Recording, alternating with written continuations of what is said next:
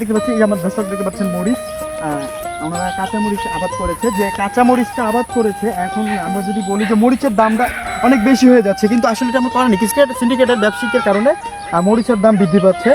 দেখতে পাচ্ছেন দর্শক, এই যে মরিচ সুন্দরভাবে হয়েছে, মরিচের ফলন ভালো হয়েছে।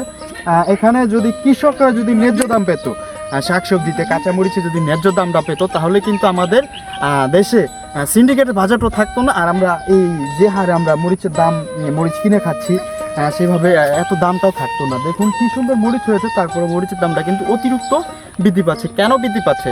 কিছু কিছু সিন্ডিকেট ব্যবসায়িকের কারণে, তাদের কারণে হচ্ছে আজকে মরিচের দাম বৃদ্ধি পাচ্ছে। গ্রাম ছাড়া ওই রাঙা মাটির পর আমার মন ভুলায় রে। এবারে দেখলাম আমরা হচ্ছে কৃষকদের যে সুন্দর ফলন এসেছে, লাউ, মরিচ, অনেক কিছু ধান আবাদ করেছে। আমরা যতটুকু এবার দেখতে পারতেছি যে আমাদের দেশে কেমন যেন একটা তাল তরকারি, কাঁচা সবজিতে, সকল কিছুতেই যেন উৎপাদের হারটা বেড়ে যাচ্ছে। এবং কি বাংলাদেশের যে কোনো জায়গায় যাচ্ছি, যে দেখতেছি আমরা শাক সবজি টাটকা সকল কিছু সুন্দরভাবে আমরা দেখতেছি আমরা করে রেখেছে, আবাদ করে রেখেছে। সকল শাকসবজি ভালোভাবে হয়েছে।